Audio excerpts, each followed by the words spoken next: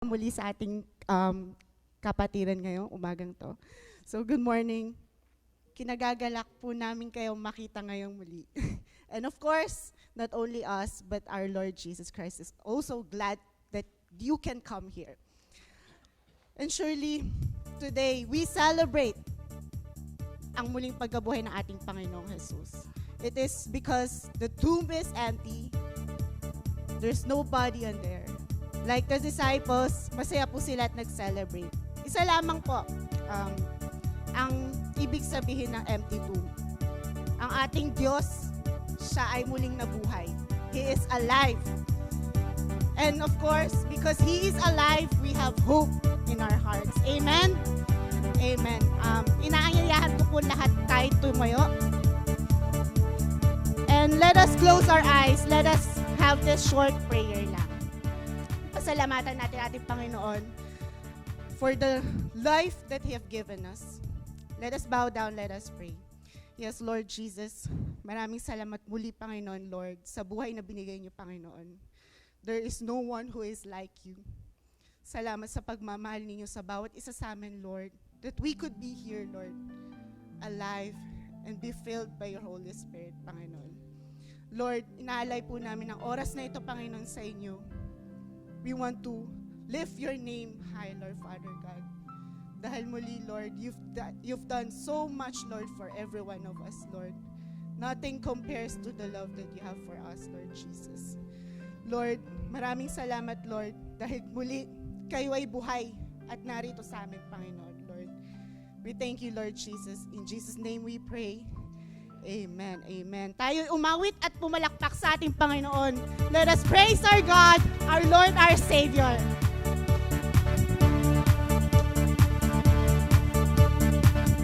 My Savior, Redeemer, for all you've done. Hallelujah. Hallelujah. For all you've done.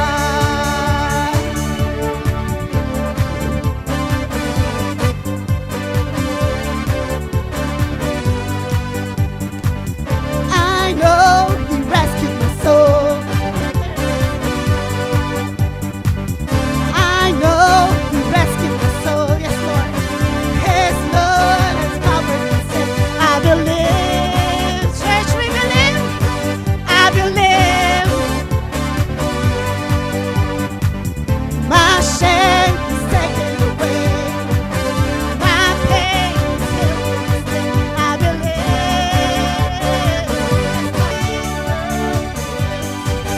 My Redeemer lives. You lift my burden. Now rise with me. Let's sing on this mountain top to see your kingdom come. My Redeemer lives. My Redeemer lives. My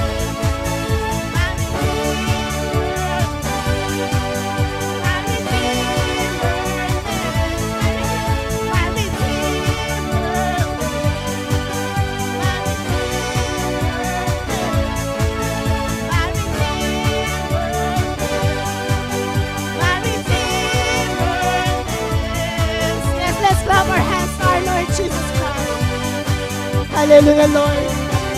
Indeed, Lord, our Redeemer. We thank you so much, Lord, Father God, for you are alive. Indeed, Lord, you are alive here with us, Lord. Kayo po'y buhay, Panginoon Diyos, Lord. You are our Savior, Lord God. Wala po kapantay, Panginoon, ang iyong pagmamahal. Dahil bawat tao po narito, Lord Jesus, you saved us. Because, Lord, you loved us. Indeed, Lord, kami po ay nagdiriwang, Panginoon, Lord. Dahil kayo po'y buhay, kami rin po ay buhay, Panginoon. Lord, nothing compares, Lord, to you. And yet, Lord, hindi lamang po kami nagdiriwang, Panginoon, Lord. We remember, Lord, what you've done for us. When you carried the sins of this world, Lord, and died on the cross, you suffered for every one of us, Lord Jesus. You did it because you love us, Lord. We thank you so much, Lord. Maraming salamat, Panginoon.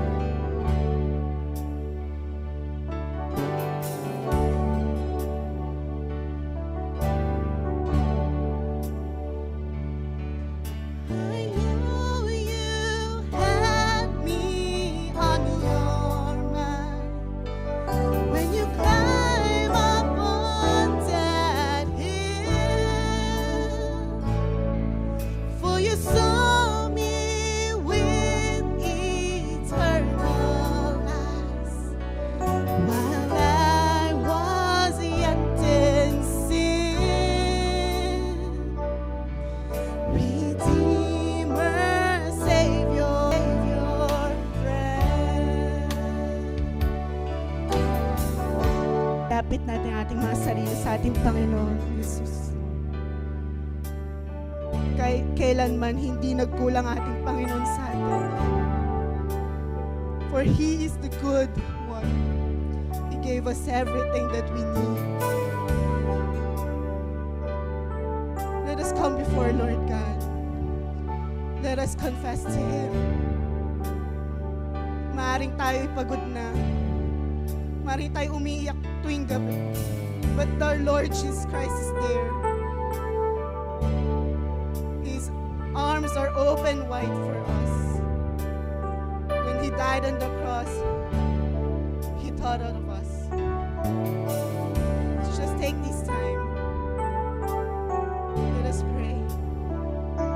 Yes, Lord Jesus.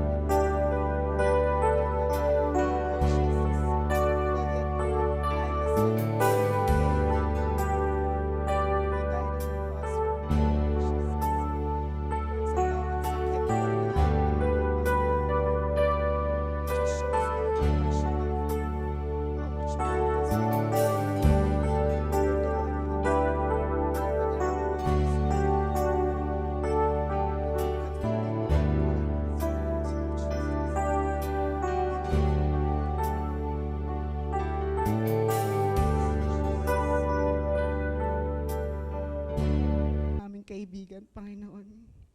Your name is Jesus Christ. Maraming salamat, Panginoon. We love you, Lord. We came here, Lord, to seek you, to know you, Lord Jesus. Continue to praise you, Lord, our Savior.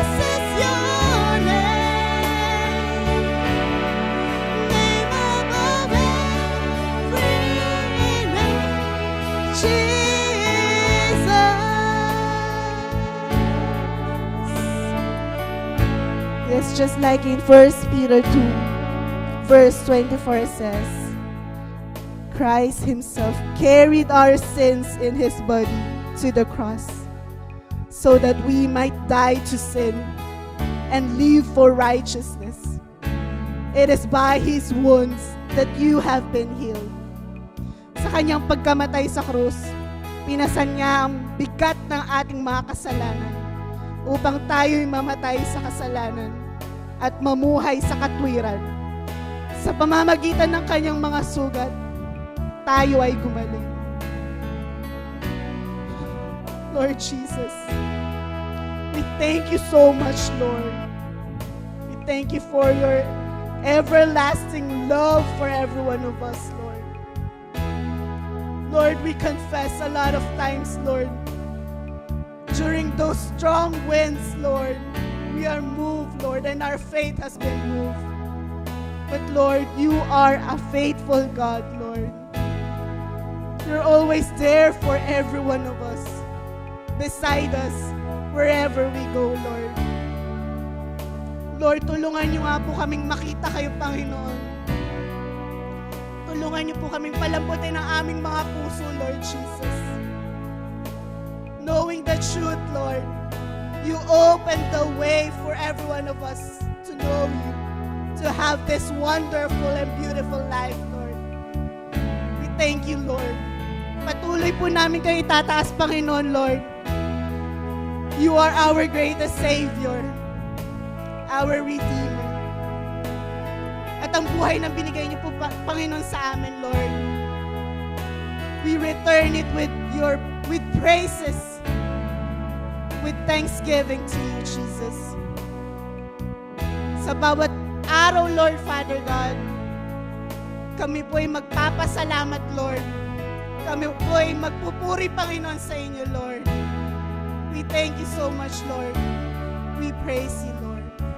May continue, Lord Jesus, to be with us. Holy Spirit, move our hearts, Lord, closer and closer to you, Jesus. We love you, Lord God. We praise you. We give back all glory, honor, and praise to your only Son, our Savior, Jesus Christ. In Jesus' name we pray. Amen. Amen.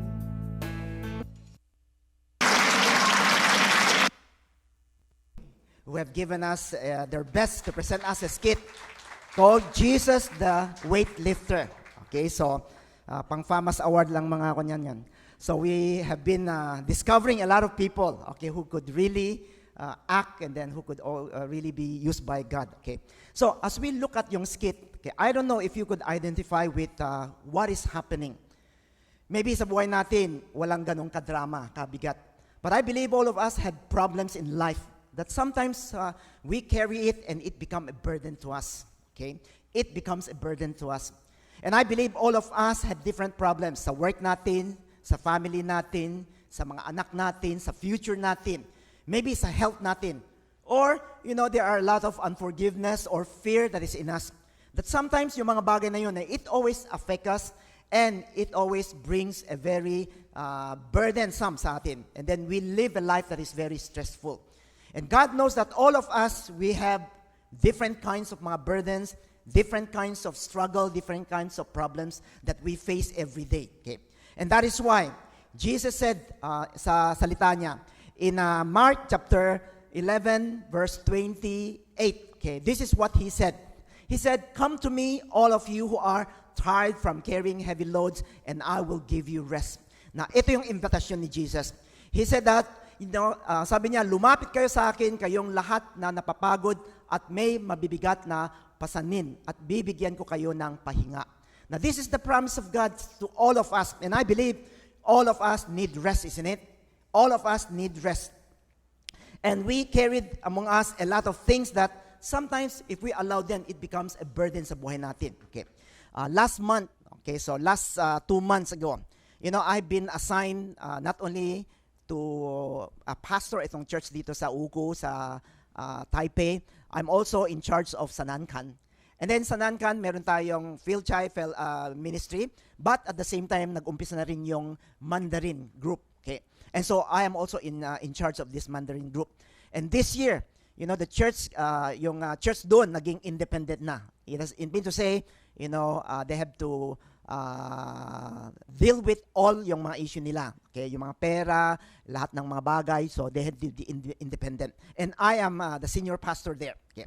So, as we started yung ministry, okay, some of the things started to happen, mga problema. For example, there are a lot of ministry na mga tao ginagawa nila which is affecting the whole church.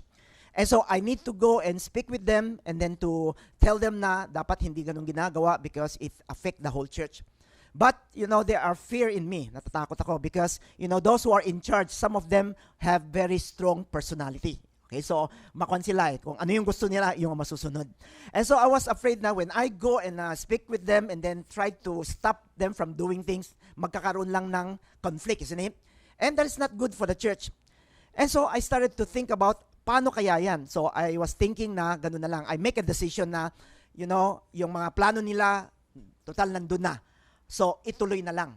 And then after that, by May, okay, saka ko na lang kausapin yung mga tao na yun. At least tapos na yung kanyan. And then they will not be affected in the ministry that they do for the Lord. So, during the time na I was thinking kung ano yung sasabihin ko. So, before that, I have mga 1 month pa. So, I started to think about ano kayang sasabihin ko. Paano ko kayo i-approach? Okay, how do I speak with these people or how do I deal with this? So, lagi kong iniisip yan Okay, iniisip. And then one day, napansin ko na, there are a lot of nights na pag nakahiga na ako sa kama, hindi ako makatulog hanggang 3 in the morning. So, it comes a lot of nights na ganun And then in my mind that night is lahat ito. And then the more that I think kung ano yung gagawin ko, ano yung sasabihin ko, the more that I become worried. Because I was thinking na pag nagka-problema, paano yan? Pag nagkagulo, paano yan? And so it affected me. Not only during my sleeping days. Also, ay napansin ko na pagdating ng umaga, when I'm going to the office, yun din, it was, iniisip ko, ganun pa rin. So, nagpe-play pa rin yung mga scenario na how am I going to speak with them, what I'm going to say, kaya magkakaroon ba ng problema. So, as I was going down, 5th floor kami, sa bahay namin, 5th floor. So, as I was going down and going to my motorbike, okay, so pagdating sa motorbike, napansin ko na, wala pala akong salamin, naiwan sa bahay. And it has a lot of days, ganun din. Kasi yung utak ko, lahat nandun. And I find out one thing, na itong bagay na to nagiging burden na sa buhay ko. Anything, no matter the challenges, yung mga ginagawa natin, yung mga problema natin, if it start to affect us physically, emotionally, or spiritually, then it becomes a burden. And when it becomes a burden, ano mangyayari? If we allowed itong burden sa buhay natin, it will drain yung buhay natin, yung energy natin, lahat ma-drain. It will drain us physically, it will drain us emotionally, and it will drain us spiritually. Okay. And that is why it is important that tayo dapat, we don't allow those things to happen to us. Pero wala tayong magawa, di ba? There are things na pag inisip natin, nandun na. And every day, nasa utak natin. And it started to affect us in many, many different ways. Okay. So, if we allowed burden, okay, sabi na, pasanin sa buhay natin, it will become something that would drain yung energy natin. And when our energy is drained, pang araw-araw na buhay natin, ano ginagawa natin? We drag ourselves in doing things sa trabaho natin, sa mga problema natin, and then, so we would just go on with life, but we live very miserable. So this is something that happened if we allowed that burden in our lives. Let me illustrate that. Lahat tayo gumagamit ng cellphone, di ba? Okay? So, when our cellphone, pag nasa labas tayo, di ba? Okay, wala tayong power bank, wala tayong pangsaksak. But if our cellphone, you use it, bumaba na ng 20% yung power. What happened? 30 or 20%, there is that automatic na message will come out sa phone nyo, di ba? Sasabihin na kulang na yung power. So, you need to switch to power saving mode. Para at least meron pang kuryente, you could be able to use yung cellphone nyo, yung mga basic. Okay? And so, when you activate yung power saving mode, ano nangyari? The first thing that you find out that notice is yung brightness, di ba? Wala na, dumilim na. Because it lowered down so that it would consume lesser power. And not only that, some of yung mga smart mga application natin, what happened? It will shut down. Hindi na magagamit. And the only thing that you could do is yung mga basic sa mga telepono. So that the power, the kokonting power, it would be able to sustain yung phone so that you would be able to use. For example, pag may tumawag sa'yo or tatawag ka sa ibang tao o kaya magte-text ka, those basic things pwede mong gamitin. Pero yung iba, wala na. Lahat is shut off na because wala ng power. A lot of times in our lives, ganun din. If we allowed burden sa buhay natin and it becomes something that affect us physically, you would feel na you are very tired, laging pagod. And then not only pagod, it affect your emotion. Wala ka ng saya. And every day, you are very frustrated. You are angry. You are worried. And a lot of times, yung mga negative things, dumadating na sa mga utak natin. And not only that, it also affect yung spiritual life natin. Even if as Christian, it affect us. We don't want to read our Bible. We don't want to pray. We don't want to serve. A lot of times, hindi na. And what we do every day is we drug ourselves and then ginagawa lang natin yung mga basic na kailangan gawin. But in living that kinds of life, we are living in a very miserable situation. Now, this is what happened when we allowed mga burden sa buhay natin. That is why Jesus know about all that we are going through in life. You know, there are a lot of things, small things that become a big burden to us. And so that is why Jesus came, sabi niya, "Come to me, all you are tired and carrying heavy loads, and I will give you rest." Lumapit kayo sa akin, kayong lahat na napapagod at may mabibigat na pasanin, at ibibigyan ko kayo ng pahinga. God, Jesus is offering us something. He's inviting us so that we would be able to find rest in Him. Ano itong pahinga na sinasabi ni Jesus? You know, itong pahinga na to is not the absence of what? It's not the absence of problems, or it's not the absence of difficulties or struggles sa buhay. You know, sa buhay natin, every day meron, di ba? There are a lot of things that trouble us. There are a lot of things that affect us. Okay? But ano itong rest na to? Rest is an inner strength. In spite of may mga challenges, mga problema, but there is that strength inside. There is that confidence and there is that hope na na no matter how big yung problema natin, kaya natin. Pwede nating lampasan. We could be able to face it. And so we don't allow it to affect us because, you know, we have this extra parang power inside us so that we would be able to be strengthened. Okay. So this is the rest that God has been offering us. Okay. So the question is, you know, for all of us who goes through life, mga burden natin, how can we find rest para yung burden natin, yung mga problema natin, hindi magiging burden sa buhay natin? How do we find rest in Jesus? Now, this is what I want to share with you. And so, let us read itong passage na to from Matthew 11:28 to 30. Okay? Let us see what Jesus is saying, His invitation as well as ano yung sinasabi niya dapat nating gawin so that we would be able to experience yung rest that comes from Jesus. Okay? Let's all read this passage from verse 28 to 30. Okay? "Come to me, all of you who are tired from carrying heavy loads, and I will give you rest. Take my yoke and put it on you, and learn from me, because I am gentle and humble in spirit, and you will find rest. For the yoke I will give you is easy, and the load I will put on you is light." Okay. So, how can we experience rest in Jesus? Okay. The first thing that Jesus tells us, sabi niya, "Come to me." Hindi niya sinabi niya, magbakasyon ka. O kaya matulog ka ng marami. O kaya mag-shopping ka. Di ba? A lot of times when we are burdened, ano ginagawa? May mga tao na nagsha-shopping. Okay? Bili ng bili. So it makes them mas magaan, and then it help them to feel na rested, isn't it? Pero pagdating ng yung credit card statement, di ba? Lalaki na naman yung burden. So Jesus did not say that go and take a vacation, go and stroll in the park, go and find a person so that you would be able to bring yung mga problema mo, sabihin mo sa kanila. O kaya hindi sinabi na kumain ka na masasarap na pagkain sa mga restaurant so that you would feel happy. No. Ang sinabi niya, come to me. Lumapit ka sa akin. Okay, lumapit ka sa akin. Why is it whenever we come to the Lord, we will find rest in Him? You know, the Bible always tells us, whenever we come to Jesus, Jesus said, "Come to me." Bakit? Because I am the bread of life. Sabi niya, I am the bread of life. So, you will not go hungry. You will be satisfied. Jesus said, "Come to me because I am the living water." Okay? Buhay na tubig. And you will, what? And because I am the living water, you will never be thirsty again. Jesus said, "Come to me because I am your shepherd." Okay? Pastol. And you will not lack anything. And Jesus said, "Come to me because I am your refuge and a very present help in trouble." Ano mang problema, nandun ako kaagad. Okay.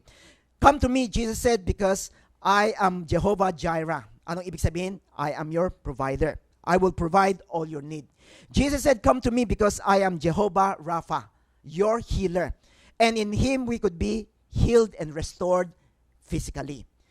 So, whenever we come to the Lord, Jesus said He will supply all our needs, and in Him we will find rest. Because pag nandun lahat na yung supply niya, the power and everything that we need, we don't need to worry. We will be able to find strength and hope No matter how big yung mga challenges sa harap natin, because Jesus is with us. Okay, let me illustrate ha. Some of us are using iPhone, di ba? Sino yung gumagamit ng iPhone? Okay, you know, iPhone is yung company nila, very, very wise sila. Okay, now why? Okay, they come up with a lot of mga gadget which is very, very good. Okay, for example, okay, although lahat ng mga cellphone ngayon, di ba, may wireless charging na, di ba? Okay, you could charge it wirelessly. Pero iPhone came out with one very clever mga bagay na yon. Ano itong bagay na to? Ang tawag niyo na MagSafe. Okay? So, pwede mo i-charge na nakadikit sa cellphone mo. And magnetic safe, hindi natatanggal and safe yung cellphone mo. Okay? This is what they did. Okay? And so, they come up with a lot of mga product. For example, yung power bank, okay, na mag-safe, di ba? Pag nakita nyo itong may bilog, okay, that is where it is a magnetic things na ilalagay sa iPhone, sa likod ng iPhone, di ba? Pero, wag tayong, we don't need to envy iPhone because Android meron din. Di ba? So, even hindi iPhone, Android, meron din mag-safe niyan. Okay? So, mag-safe is one thing that you use it. Okay, for example, ito, di ba? Idikit mo. Okay, so magnetic safe, hindi natatanggal.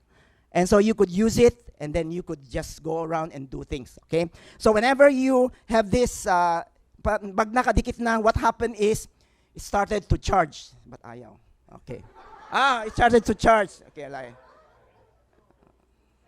Ayan, meron na. It started to charge, isn't it?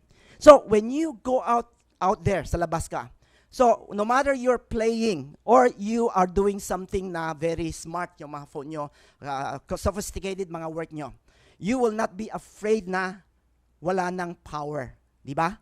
Because pag nakadikit yan, it will continue to supply the power and energy that is needed for the phone to function. Okay? So you could go for a day, not for a day, for many hours, and then you will have enough power with you. And then to do everything that you want to do. Okay? Ito yung magandang mag-safe na ginawa ng iPhone, which for us, Android, pwede rin. Okay? So, we could have this. Now, you know, this is something that we need to always remember. Sabi ni Jesus, come to me. Now, what does it mean by to come to Him? To come to Him, lumapit tayo sa Kanya means we need to be connected with Jesus. Ano itong connection that sinasabi? Hindi lang yung pagpunta sa church, this is what we call by connection. There are a lot of people who have problems, di ba? So, pumunta sila sa simbahan. And then when they come to church, they think that pagpunta sa church, okay na, may connection na. So they will be able to experience rest. No. What Jesus said by come to me is we need to come, we need to have a relationship with God. We need to connect with Jesus, just like itong mag-safe na to, na nakakonect. Okay? And so when we are connected with Jesus, our relationship with Jesus is intimate. We talk with Him. Okay, we tell Him all our problems and we allowed Him to speak to us. And then we wait on Him para pag ibibigay niya sa atin yung mga pangangailangan natin. And so whenever we are connected with Jesus, one thing happened. You know, we would always have everything that is needed. Okay? So yung mga pangangailangan natin, resources to face yung mga problem natin, mga burden natin, it will be available. And if it is available, then we would find rest. We will not be afraid. And we would be able to face them.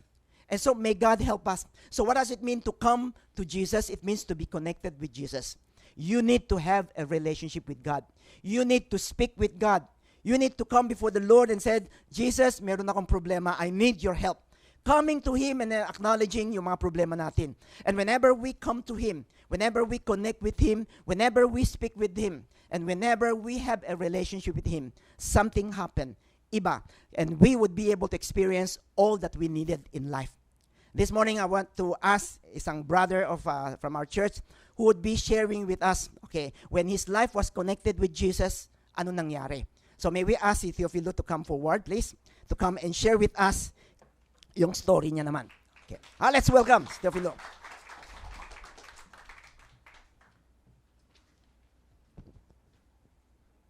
Hello po, brother and sister in Christ. My name is Teofilo Maramba. I am 43 years old from Dagupan, Pangasinan City. May 4 na anak, 3 babae at 1 lalaki. Ang testimony ko po ay kung paano binago ng Diyos ang buhay ko. Namulat po ako na iba ang paniniwala at kahit kailan po hindi ako nakabasa ng Bible. Dati akong sumasamba sa mga rebulto at namumuhay sa makamundo mga bagay. Sobrang makasalanan. Dati po akong nag-work sa Maynila sa loob ng 10 taon bilang isang CCTV technician. At dahil malayo sa pamilya, nagbuhay binata ng babae, gabi-gabi umiinom, naglalasing, nagdidisko. At kasama na rin ang panunood ng malalaswang palabas. Nakakagawa rin ng hindi maganda sa company katulad ng paglalabas ng gamit na hindi alam ng may-ari. Hanggang sa namatay po ang anak kong lalaki. At inisip ko ay dahil sa nagawa kong kasalanan. Humingi ako ng kapatawaran sa Panginoon at nagsisisi sa aking mga nagawang kasalanan. Dalangin ko po na ako ay patawarin at tulungan na makaalis sa aking trabaho. Hindi ko alam kung pinakinggan ng Diyos ang aking mga prayers dahil ako po ay isang makasalanan. Pero napakabuti po ng Diyos dahil ginamit niya ang aking pinsan na si JR na nagtatrabaho noon dito sa Taiwan upang ako ay makapunta at makapagtrabaho din dito. Salamat sa Diyos at sinagot niya ang aking panalangin na makaalis sa dati kong trabaho. Noon ako ay nasa Taiwan na inayos ng Diyos ang aking buhay at ng aking pamilya sa Pilipinas. Nauna po na born again ang panganay kong anak. Inimbitahan na rin niya ang kanyang mama at ang kanyang mga kapatid na sumama sa kanya sa church. Pero dahil ako ay striktong tatay, ginawa niya po ito noon ako ay nandito na sa Taiwan. Pinagsabihan ko po yung anak kong panganay na kung anong reliyon ang nakagisnan namin, ito ay mananatili at hindi maaaring magbago. Sinabi niya na lagi niya raw kaming sinasama sa kanyang panalangin at palambutin ang Diyos ang aming mga puso at makakilala din sa Panginoon. Dahil po sa prayers ng aking anak, pinalambot po ng Diyos ang aking puso. Tunay po na napakabuti ng Diyos, ginamit niya po ang anak ko upang ako ay makakilala sa Kanya. At salamat po din sa buhay ni Ate Gina. At ako ay na-invite dito sa Home Christ. Ako ay na-born again. Tinanggap ko po ng Panginoon Hesus sa buhay ko at patuloy na binabago ng ating Diyos. Sa ngayon po, ako ay naglilingkod sa Diyos bilang usher. Wala na po ang dating mga bisyo sa tulong at gabay ng ating Panginoon Hesus. Palagi na pong nagbabasa ng Bible. Pinatawad na rin po ako ng aking asawa sa lahat ng aking mga pagkakasala sa Kanya. Sa ngayon, ang aming buong sambayan ay kumikilalas na sa iisang Diyos, born again na po kaming lahat. Ang aking pamilya sa Pinas ay sama-samang patuloy na naglilingkod sa Diyos. Napakabuti ng Diyos at hindi niya ako pinabayaan pati ang aking pamilya. Kung tayo ilalapit sa Kanya at isusuko ang ating sarili at hingi ng tawad sa ating mga kasalanan, siya ay mabuti at tapat upang tayo ay patawarin at baguhin. Thank you, Lord Jesus. As for me and my household, we will serve the Lord. Joshua chapter 24, verse 15. All glory to God belongs, our God alone.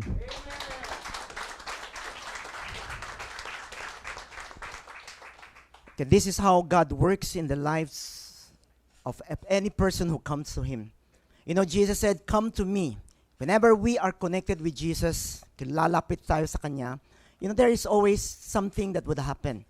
Not only we find life in different way, God give us the strength, He lift our burden up, but He would do things so that we would be able to face them.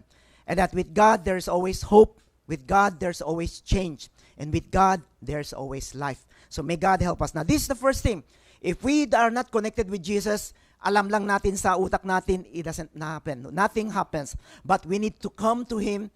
We need to connect with Him. We need to have a relationship with Him. And whenever we have, then something changes. God give us the rest. Yung rest na sinasabi dito is yung tulong niya, yung lakas niya, as well as how He would change yung sitwasyon natin.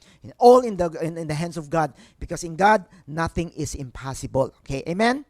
Okay. Now, the second thing we need to do, not only we need to be connected with Jesus para ma-experience natin yung rest. In 29 and 30, verse 29 and 30, let's all read together. Sabi niya, take my yoke and put it on you, and learn from me, because I am gentle and humble in spirit, and you will find rest. For the yoke I will give you is easy, and the load I will put on you is light. Okay. So, Jesus said that, take my yoke. Ano itong yoke? Sa Tagalog, kunin mo ang aking pumatok. Yoke, pumatok. Pamatok. Pamatok, yes, pamatok. Okay. Ano itong pamatok na to? You know, we all come from Philippines, alam natin, di ba? You know, it is a wooden, wood, carved, to fit the neck and shoulder of an animal. Okay? So that, anong importante ito? So that it will prevent pain or discomfort when they are working, when they are hauling, or when they are dragging things, di ba? Para at least mas magaan. It helps them more ease in working. Okay. Now, in ancient culture, the word yoke, okay, anong ibig sabihin? The word yoke means, okay, was a term that was used to describe submission. Okay, submission. Okay. Now, so when someone was described as being yoked to someone, ang ibig sabihin, or to something, it was communicating the idea that he or she was in submission to that person or to that thing. Kaya sabi ng Bible, we should not be yoked with what? With unbeliever. We should not be yoked with to slavery. So it means we need not to submit to them or submit to this world. Okay? So it was communicating an idea that, you know, we submit to something or something else. So when Jesus said, take my yoke and put it on you, He is asking us one important thing, that we learn to submit to Him. Ano yung submit? To submit to His will, to submit to yung desires niya, to submit to yung demand niya, and to surrender our right and all that we are to Jesus. Okay. Just as, parang ganon, just as a master, okay, who would use a yoke to keep his oxen, okay, under control and to guide them. The same way, God, when we allowed God to be our Lord, we submit to Him, we surrender ourselves to Him, He is going to lead us, to guide us. And if Jesus is guiding us, then we know one thing, no matter ano bang malaking mga challenges in our lives, you know, with Jesus in with us, we would always find strength and we would always be able to do it.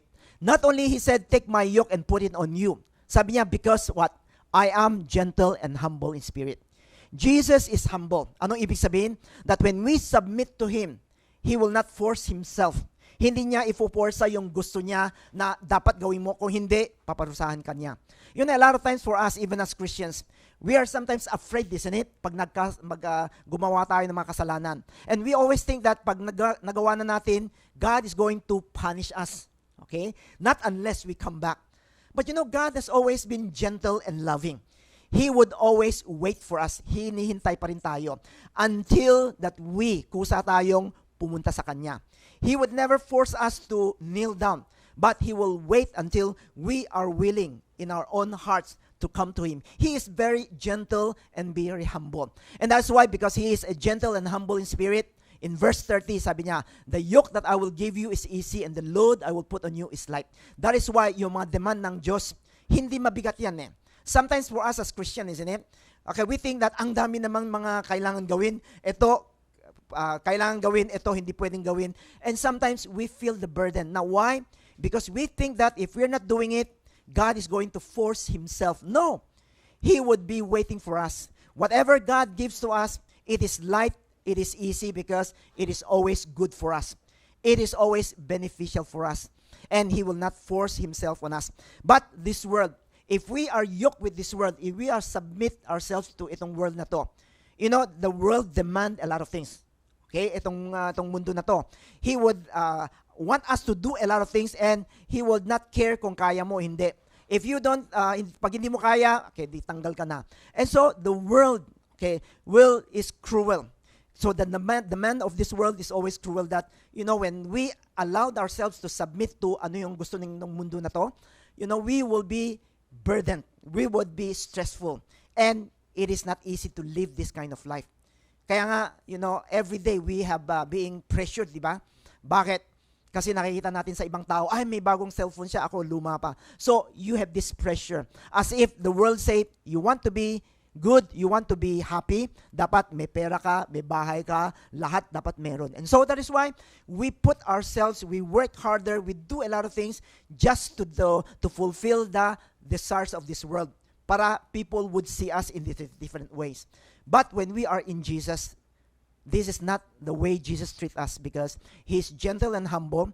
He would always wait for us, encourage us, and give us the strength so that we would be able to do the will of God. So the second thing we need to do, not only na kailangan natin not only that we are connected with Jesus, we need to embrace the will of Jesus. We need to embrace kung ano yung gusto ng Diyos, and then we submit to His will. Whenever we submit, there would always be lightness of yung yoke natin. Okay, whatever He demands, it will be easy. Let me share an illustration. Okay, there was a woman who was married to her husband. And this husband was very strict and disciplined. Okay, very strict siya. And so he would demand from yung wife niya a lot of things. So the husband went to work, yung wife is full-time housewife. And so that's why when the wife is at home, dapat may ginagawa according to what the husband think. And so what it happened is the husband came up with a list. Nagsulat siya isang list. And he wrote lahat ng bagay. So, dapat everyday itong gawin mo. 1, 2, 3, 4, 5, 6, 7. Ang dami mga list na kailangan gawin. Ewan ko lang kung si Sonia nakatanggap ng list o kung hindi. So, si Sonia nagbibigay ng list. So, list, he gave him a list. And so, everyday itong wife na to, he should do all things. Laba, okay, and then linis, and a lot of things he would everyday do. And sometimes, masyadong marami na, sometimes, di ba, we have our own time. So, may mga bagay na hindi niya nagawa. Now, whenever she was not able to accomplish it, pag uwi nung mister, papagalitan. And then, sermon. And then, so, every day, ginagawa niya, she was very pressured. She was not happy. He was burdened in doing all of this. Pero, ganun pa rin. Kasi this is the demand. And so, they lived for many, many years. Until one day, yung husband niya nagkasakit. And then when the husband get sick, kinamatay siya, and so he become byuda. Okay, and so one day she met another person. Okay, and they fall in love. And this second husband, the new husband niya, is a very gentle, humble person.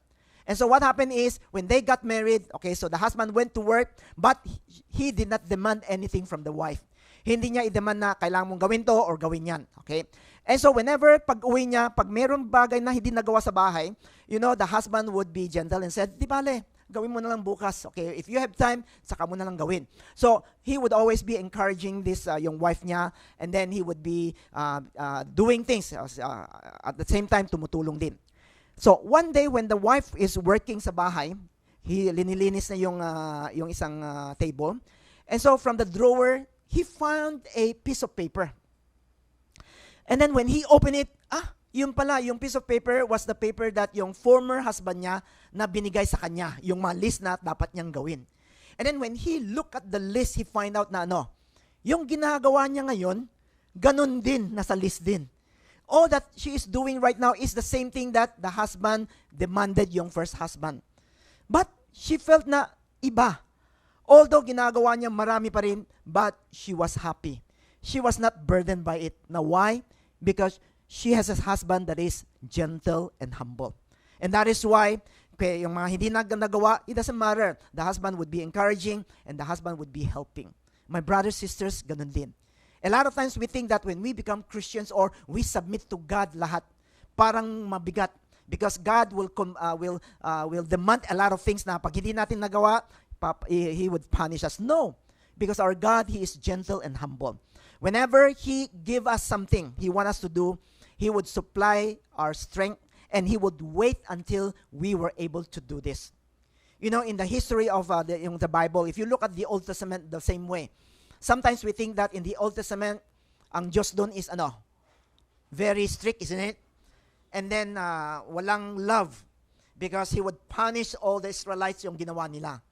But if you notice yung history of the Old Testament, from the day that God tell them yung mali nila, hanggang dumating yung punishment, how long it takes? A lot of times it takes more than 100 years. 100 years, hindi yung 2 araw, ganun na. No! It takes many, many years, and then again and again, he would send yung prophet to speak to them, and then sabi na, come back, repent, huwag niyong nagawin, again and again and again. And after 100, 200, 300 years, that is where yung punishment niya would come. You see something about the patience of God sa Old Testament. He is a God that demands, but He is a God that is patient, hinihintay. And so, may God help us. If we embrace the will of God and what God demands from us, and then we are willing to submit, you will find out that hindi mahirap. It will be very, very light and magaan yan. And because magaan, we could be able to experience joy in our lives every day. There will be no burden in it.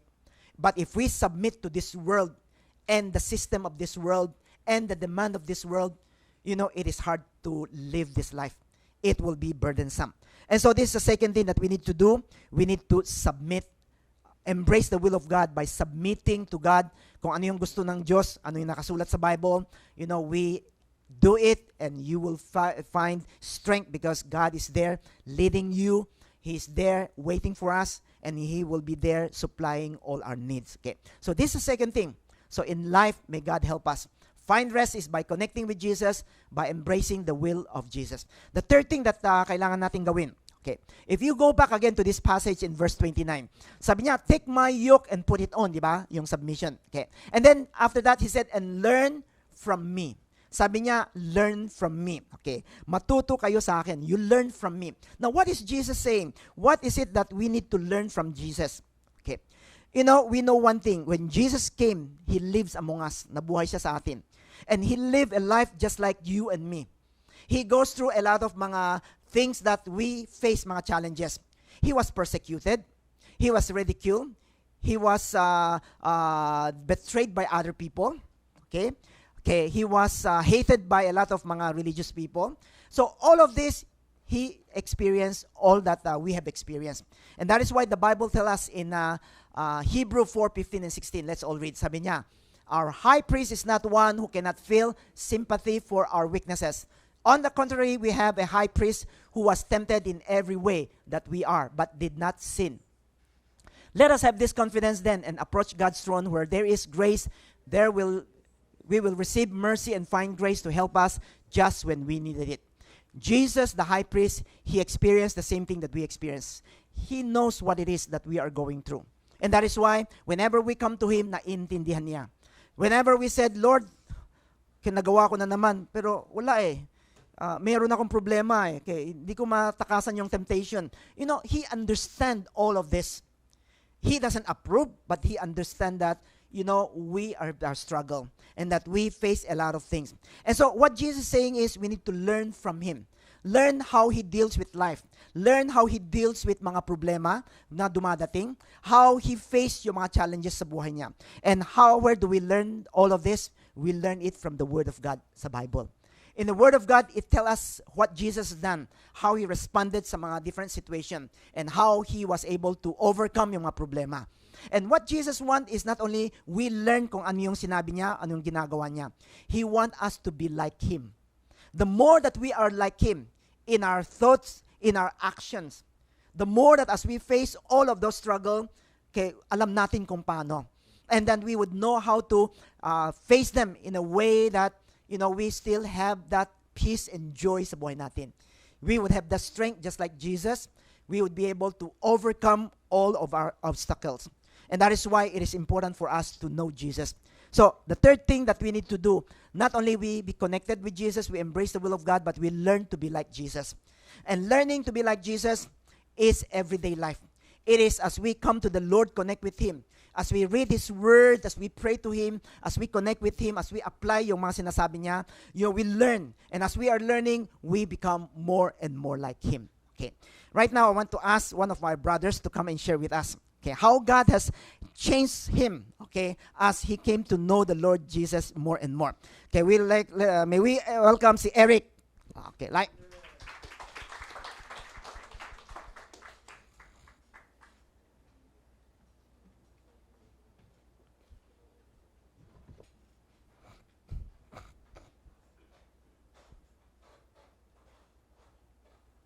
Good morning, brothers and sisters. Tawagin niyo na lang ako sa pangalan na Eric. At i-share ko lang sa inyo kung paano binago ni God ang buhay ko. Isa ako sa laging pumupunta sa church, mag-attend ng mass every Sunday, at member din ako ng choir. Mate na rin ako ng retreat kasi gusto kong malaman more about God. Nung naging member ako ng choir, every Sunday ng hapon, pagkatapos ng mass, nagro-rosary kami. Nagbibigil, siguro mga 6 to 8 or 9 ng gabi. At nagdadasal kami ng rosary, no? Pagkatapos pero walang nagbago sa pagkatao ko, maliban lang sa natuto kong mag-pray ng rosary prayer. At ang ugali ko rin ay hindi nagbago. Wala pa rin akong self-control. Pagkalipas lang mga buwan ganon, may mga araw na pinupuntahan kami ni Pastor Joseph sa factory namin. May mga kasama siya. At nagbibigay sila sa amin ng mga chocolates at candy. At nagyaya sila sa amin na mag-worship sa church nila during Easter or Christmas. Pero hindi ako pumunta dahil malayo at wala kaming masyadong time.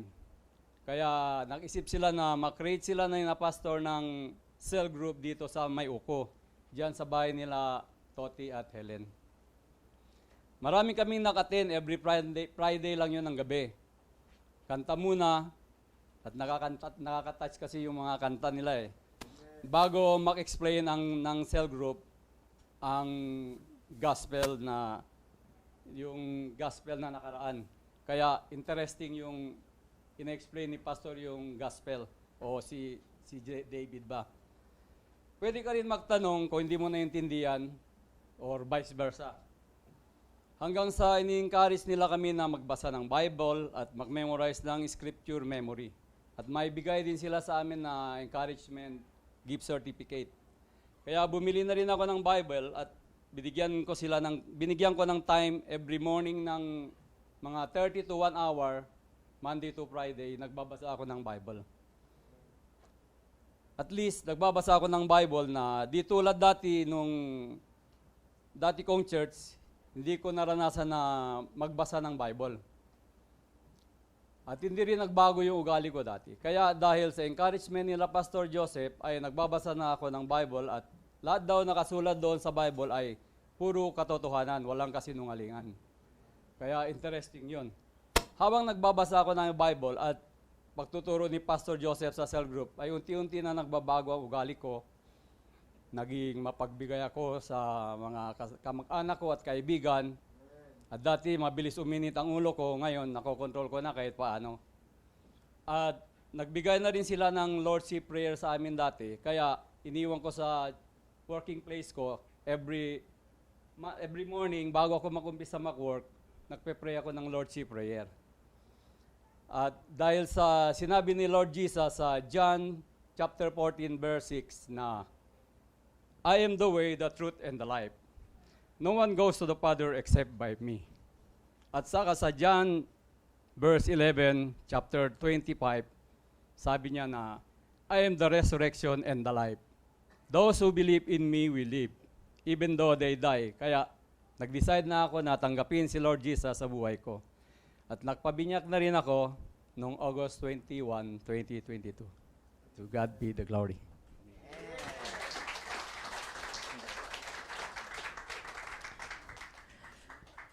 Okay, this is how God changed a person.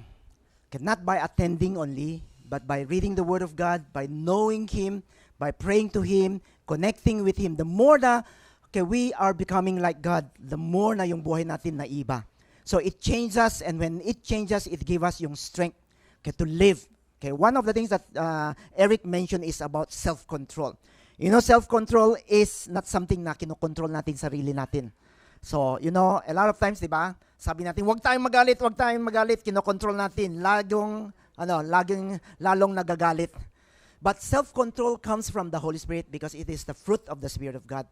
So the more that we know God, the more that we experience yung life niya sa atin, the more that we speak with Him, and the more that we are connected with Him, this is something that He gives to us so that we would be supplied with strength and then with the patience that we need, and the self-control that we need, and everything na kailangan natin, God supply it. Okay, unlimited. And that is why no matter what we face sa buhay natin, we would always be able to overcome them. And whatever struggle that we have or mga challenges, it will not be a burden. Hindi nagiging burden because we have the rest that comes from God. We have the strength that comes from God. And we have the provisions as well as hope that comes from God. And that is why as we come this morning, I believe all of us carried with us a lot of mga burdens sa atin. Okay. And so this morning, God wants us, He said, come to me, all who are heavy laden, and I will give you rest. Because in Him, there is always that rest. Why not let's close our eyes right now?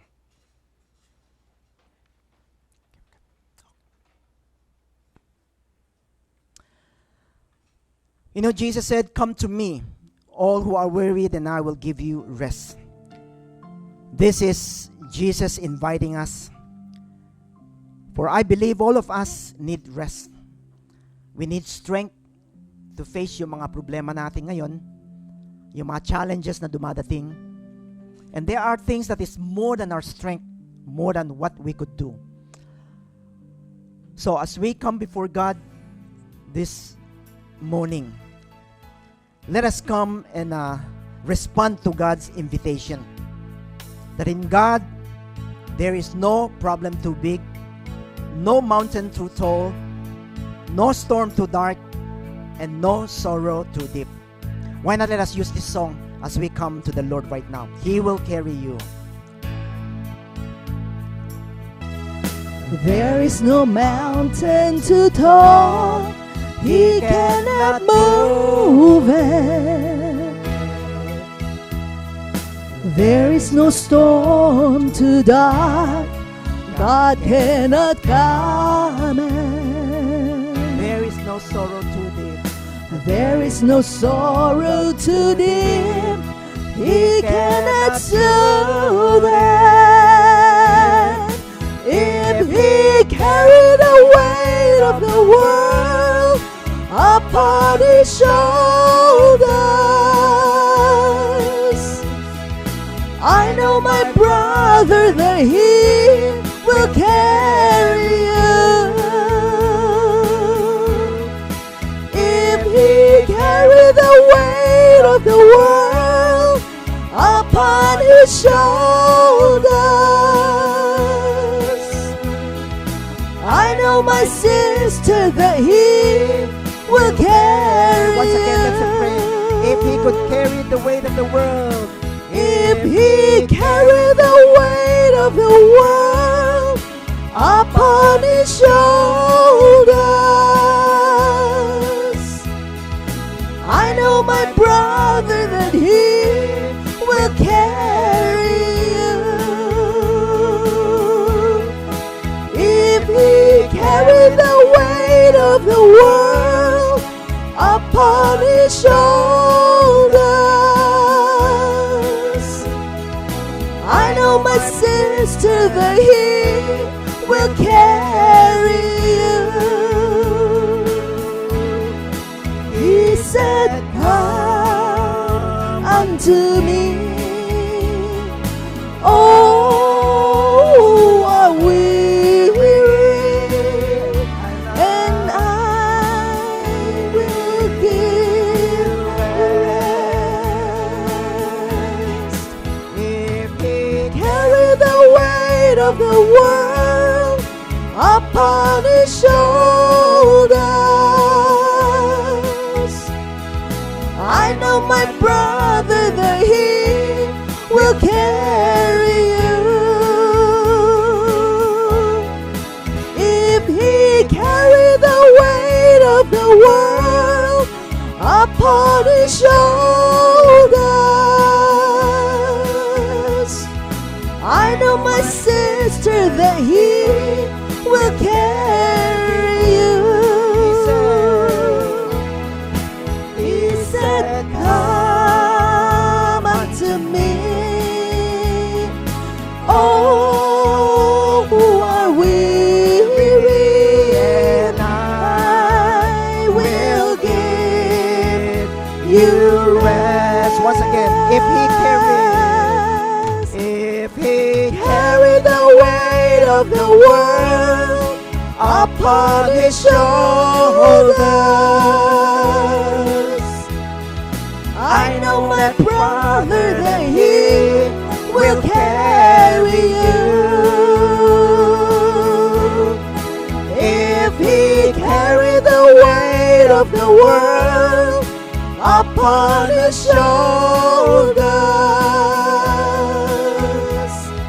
I know my sister that he will carry you. He will carry you. He will carry you. He will carry you. He will carry you. Why not let's close our eyes right now? I believe this morning as we come before the Lord, all of us brings a certain burden with us. Maybe it is your financial problem. Maybe it is your problem with your family, with your children. Maybe you have problems in your work. Maybe you're struggling physically. Or there are decisions that you have made na nagkamali ka. And you are paying all this price. There are a lot of things that we carried. And Jesus this morning, He said, if He can carry the weight of the world upon His shoulder, I know my brothers, my sisters, that He will carry yours. He is going to give you the rest that you needed. Why not let us all pray together right now? Let us respond to the invitation of Jesus. Let us come to Him and say, Jesus, I want to experience the rest that you are giving to me right now. And I want to give my burden to you. And pray to Him whatever burden that you have brought with you this morning. Let us bring them before the Lord. Paubayan natin sa Diyos. Let us ask the Lord to give us strength, to give us wisdom, to bring healing, to bring change, and whatever that we needed. Let us come to Him, for there is rest in the presence of Jesus. And so let us all pray together right now. And let us bring them before the Lord. To count to 3, let us all pray together. 1, 2, 3. Let's pray. Father, we come to you, Lord. We thank you. Lord, we want, Lord, to invite you, Lord, into our life.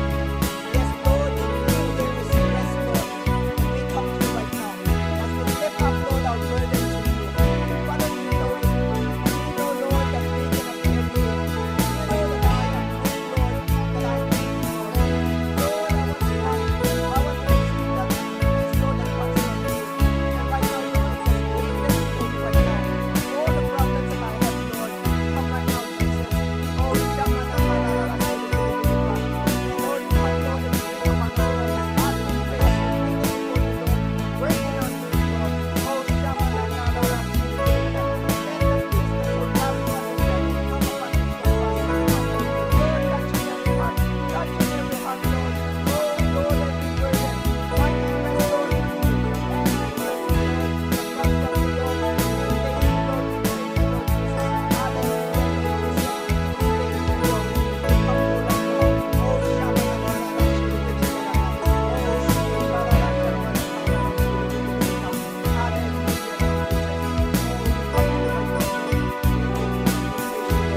Hallelujah, Lord Jesus. Oh, Shamana Pararashudo.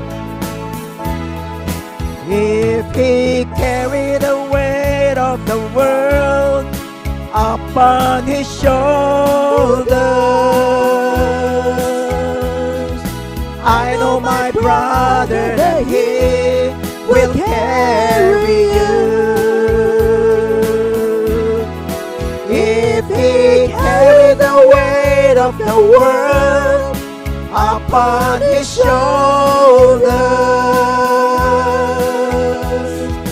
I know my sister that He will carry you. He said, come unto me, all who are weary, and I will give you rest. For the last time. If He carried the weight of the world upon His shoulders, I know my brother that He will will carry you. If He carried the weight of the world upon His shoulders, I know, my sister, that He will carry you. Lord, as we come before you, Lord, this morning, Lord, we thank you, Lord, for the invitation. Lord, sinabi mo sa amin, lalapit kayo, and I will give you rest. Indeed, Lord, we need rest, Lord, that comes from you, not the rest that comes from this world. And we know that, Lord, when we come to you, we will experience you, Lord. Lord Jesus, you have heard our prayers, and I know one thing, you will carry my burden, Lord, and that you will release me, Lord, and give me that rest that I needed. I thank you and I praise you. My brothers and sisters, as we close our eyes, every time as we come before the Lord and receive something, we just want to bless you, and we just want to pray for some of us. Maybe your burden is not that big, pero may mga tao sa atin na your burden is really, really very heavy, and that you need the touch of God, and you need the touch of God this morning. And so I just want to ask among us, is there anyone sa atin that you are carrying a very heavy burden, and that you need God to touch you this morning? Would you please raise up your hands? We just want to pray for you. You raise up your hands. Yes, I've seen your hands. Yes, I've seen your hands. Pwede niyong ibaba. Sino pa? You're not raising your hands for me, but for God. You said, Lord, I need a touch come from you. Yes, I've seen your hands. You could put them down. Sino pa? We come to the Lord and said, Lord, I have this burden and I need you, Lord, to touch me right now. Is there anyone else? You raise up your hands. We want to pray for you. I just want to invite yung mga tao na nag-raise up yung hands niya. Okay, if you have raised up your hands, would you please remain standing? And for the other people na wala kayong malaking problema or burden, I want you to take your seat so that we would know kung sino yung mga tao that we would be praying. We would take this time in our church, it is time to pray for some of us. If you have raised up your hands, you remain standing. Okay? If you did not raise up your hands, you could take your seat. And we would like to ask the leaders to go around and pray. Okay, we would be praying for you. We will be asking the Lord to touch you right now. Remain standing and we would be praying for people. Hallelujah. Hallelujah, Lord. Okay. Hallelujah, Lord. Okay, the rest na nakaupo na tayo, we continue to pray. We continue to ask the Lord to help us that we would be able to draw near to Him. Hallelujah, Lord. Oh, Shamana Karara Shirugunikarika. Oh, hallelujah.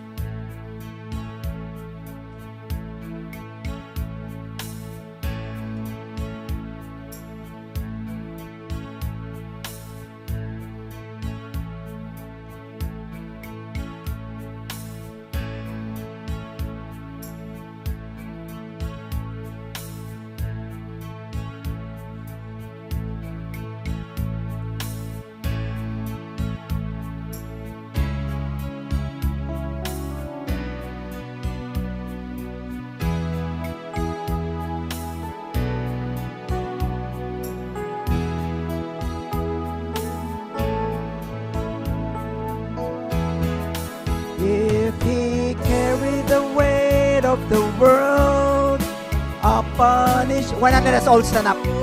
Tayo lahat in the presence of God. I know my brothers that He will carry you. If He carry the weight of the world upon His shoulders, I know my sister that He will carry you.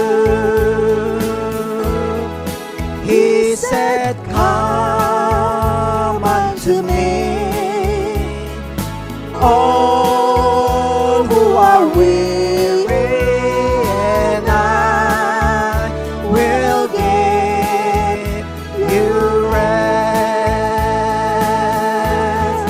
If He carried the weight of the world upon His shoulders, I know my brother that He will carry you. If He carried the weight of the world upon His shoulders, I know my sister that He will carry you. He will carry you. He will carry you. Let's pray. Lord, as we come before you, Lord, this morning, pinaubayan namin sa iyo, Lord, yung mga problema namin, mga burdens, Lord, sa buhay namin. And Lord, we believe one thing, because you had promised that you will carry us, Lord, and that you will give us rest, so that we will find strength, find hope, Lord, and find you, Lord, in the different situations sa buhay namin. Father, you have heard our prayers. You have come, Lord, and speak to each one of us, Lord. And we just want, Lord, to thank you. My brothers, sisters, you know, Jesus said, come to me. Not only pag may problema tayo, dumadating tayo sa Kanya. But if we have Jesus in our hearts, pagdala-dala natin ng Diyos sa buhay natin, then whenever we are, whatever situation, there we would always find rest in Him.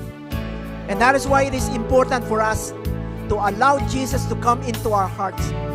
Now, how do we allow Jesus to come into our heart? By coming before the Lord and said, Lord, I want to receive you. I want to invite you into my life. Just like what Eric has done, just like what Teofilo has done. They invite Jesus into their lives. They accepted Jesus to become their Lord and Savior. And there Jesus resides in their lives. And Jesus is with them forevermore. And this morning, just want to ask from among us, maybe there are some na hindi pa. You have not made this decision in the past. Noon, di mo nagawa to. You have never invited Jesus to be in your life. Inviting Him to come into your life and become your Lord and your Savior. And this morning, I just want to help you. And then to help you experience how to come before the Lord and experience Him and experience this salvation. And so as we close our eyes, just want to ask among us, who among us hindi mo man nagawa to, and then you want to invite Jesus to come into your life, to become your Savior and your Lord? Would you please raise up your hand? I just want to pray for you. You raise up your hands and sabi mo, Lord, I want you to come into my life, to be my Savior and Lord. Yes, I've seen your hands, sino pa? You said, Lord, I want to invite you to come so that I will be able to experience you, Lord, every day. Is there anyone else? Meron pa? Okay, you taas yung kamay nyo. Yes, I've seen you have put them down. Sino pa? That we would be able to pray for you. Okay? So why not let us all raise up our hands? Taas natin yung kamay natin lahat. And then let's pray. Repeat after me. Lord Jesus, I thank you, Lord, for coming and inviting me to find rest in you. This morning, I want to invite you to come into my life and be my Savior and Lord. Come, Lord, for I need you, and I want to experience you every day of my life. Thank you, Lord Jesus, For when I accept you, you dwell in my heart forevermore. In Jesus' name I pray. Amen. Let's continue to pray. Father, we come to you, Lord. We pray for those people, Lord, who have accepted you. Lord, those who have opened their hearts, Lord, to you. May they experience you this morning, and may they find you, Lord. Father, we thank you and we praise you, Lord. And as we come once again, Lord, by faith, we want to do one thing. We want, Lord, to walk out and to have a walk of faith, an act of faith, Lord, that we want to do this morning. My brothers and sisters, please be seated. There's one thing that we would be doing this morning. Jesus, di ba, sabi niya, lumapit kayo sa akin. Come to me, and I will give you rest. When we come to Him with our burdens, He brings rest to us. Yung table paki. So, we would be doing an act of faith this morning. A faith wherein we come before the Lord and said, Lord, this is my burden. And so, what we will be doing is, we would be singing once again, yung chorus. And I want you to think of one thing na gusto nyo dalhin ngayong umaga na to. Dadalhin nyo sa harap ng Diyos. And so, when you have this one thing, for example, yung future ng anak ko, or yung pag-aaral niya, or yung test niya, or whatever it is. Mamaya, all of us will come forward one by one. Okay?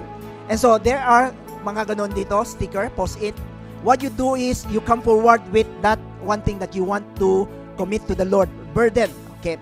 And then, you don't need to tell us or tell anyone. Tanggalin nyo isa, kunin nyo. And then, you go forward. Lay them in the presence of God, in the cross of God, who have died for us. So, you just stick here. And then, after you stick here, pagbalik nyo, you go and take a promise from God na ibibigay sa inyo. There is one promise here that I believe God will speak to yung burden nyo. And so, you take one of this card and then you go back to your chair. Okay ba? So, tignan natin. Basta, we would start from yung sa unahan and then we would follow ganun. Okay? So, maraming tao, it doesn't matter. Okay? Para at least mabilis. So, as we sing again the chorus, I want you to think of one thing. Ano isang burden that you want to bring to the Lord this morning? Ano itong burden na to? Future, trabaho, pamilya, yung health nyo, yung anak nyo, or whatever it is. And then come and give them to the Lord. And then God is going to give you a promise that you will bring home. Okay? And so why not let us all sing again? Chorus 1. He carried the weight. With the weight of the world. Think of one thing. Upon His shoulder. Think of one burden that you want to bring to the Lord this morning. I know my brother that He will carry you. If He carried the weight of the world upon His shoulders, I know my sister that He will carry you. He will carry you. He will carry you. He will carry you. He will carry you. Okay, so I want to invite you to come. Okay, Ruby, come. Take one post-it. Okay, and then you post it in the. So, sabay-sabay na yung iba. As long as wag yung masyadong marami. You just come. Take one and then post it. And then go back and get a promise that comes from God. We believe that whatever you bring to the Lord this morning, He will carry it for you. He will give you the strength so that you would be able to face them without any burden. Okay, so if you stick something full out, di bali na. Okay, kami nang mag-aayos mamaya. But you come and stick. Pwede rin sa cross. So any place that you find in that place.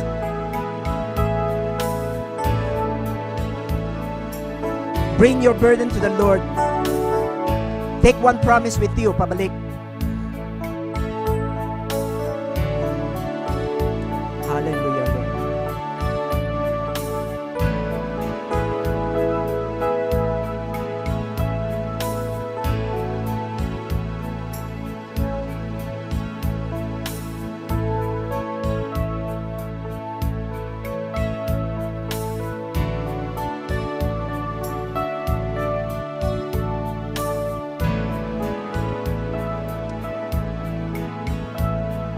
If He could carry the weight of the world,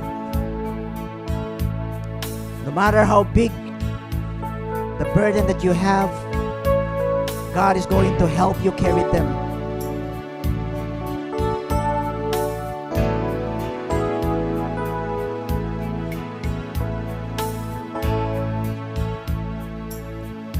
By faith, we bring it to the Lord.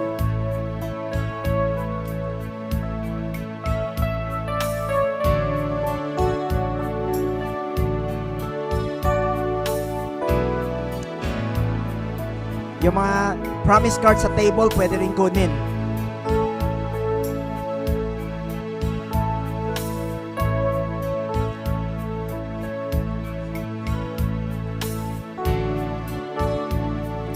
Come to me, all who are weary and heavy laden, and I will give you rest.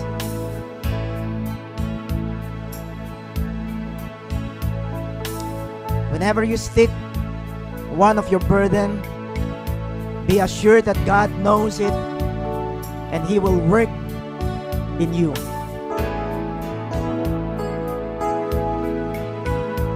He is going to give you peace that surpasses all understanding.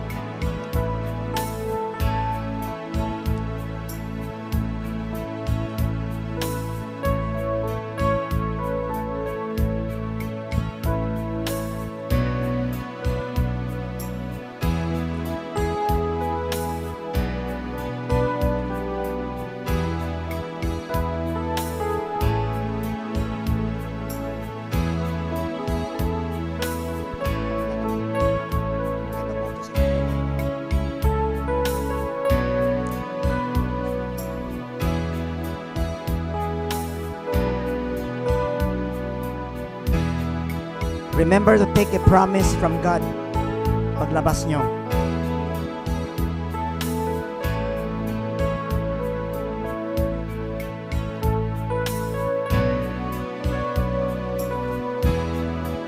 Be sure to take a promise.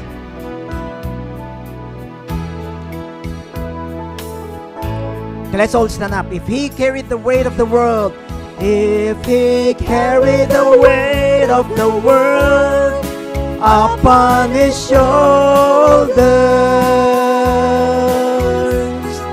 I know, my brother, that He will carry you.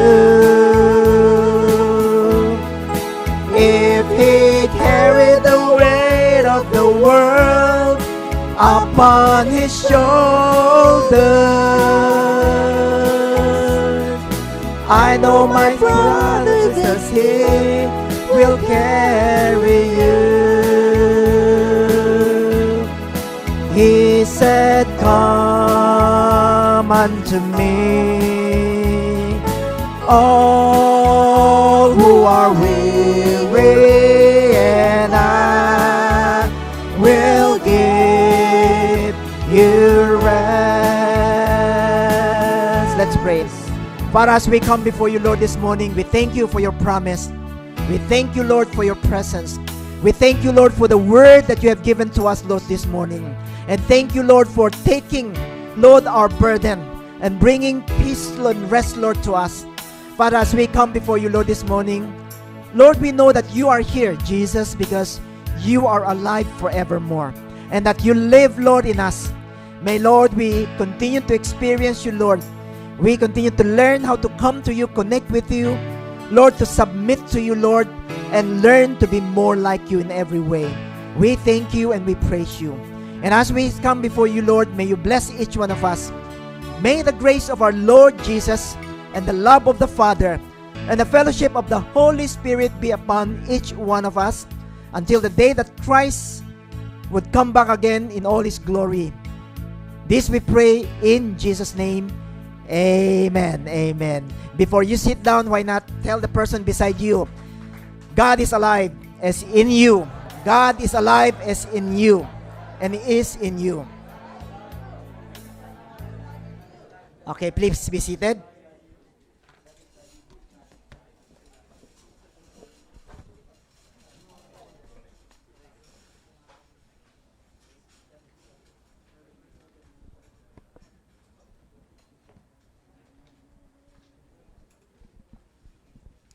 Okay, pwede na buksan yung ilaw. Okay, I would like again to welcome everyone, okay, to this church, this place. Okay, so if this is the first time you've been with us, okay, this is who we are. Okay, so we enjoy each other's presence. We are like a family, a home away from home. Okay, so we'd like to invite you to come and join us. Okay, so we have our worship service every Sunday dito sa same place, pero sa 9 in the morning. Okay, so it's earlier than usual. And then we have our cell groups, isa sa Sunday afternoon, dalawa sa Friday evening. So, okay, so you can just, pero I think in your place we may set up sa Nankang, no, meron din. Okay, so let's see what happens. So we'd like to invite you to come and join us and be part of this family. Okay, now, how many people are first-timers ngayon? Can you raise your hands? Okay, dito, no? Doon ba ka din? Okay, welcome you once again. Okay, so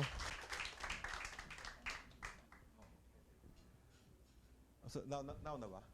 Okay, so hindi naman punishment. Tayo daw yung mga first timers. I would like to give you something. Okay, I'd like to give you something. Okay, so yung mga so I'd like to welcome you.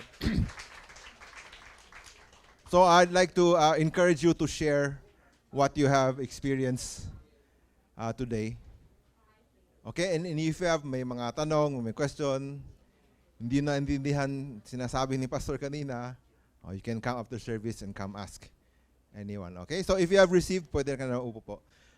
And the rest, okay, so the rest of us who are regular na, dapat look at the people around you, kung sino yung bago, dapat you introduce yourself, okay, make yourself known and get to know them also, so that we can be friends. Okay, so if you have received your package, you can take your seats.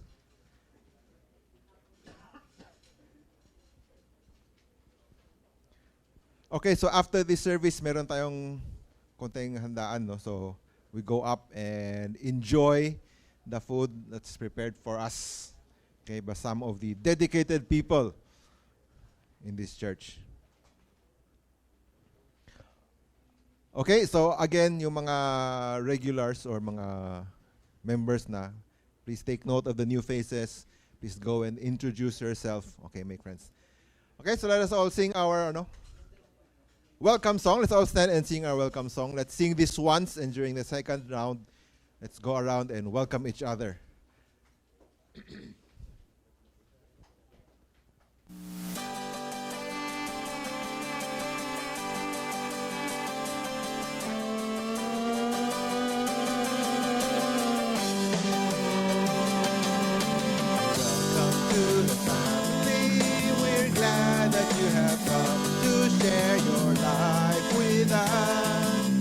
We grow in love, and may we always be to you what God would have us be, a family always there, to be strong and to lean on. May we learn to love each other more with each new day. May words of love be on our lips in everything we say. May the Spirit melt our hearts and teach us how to pray, that we might be a true family. Welcome to the family.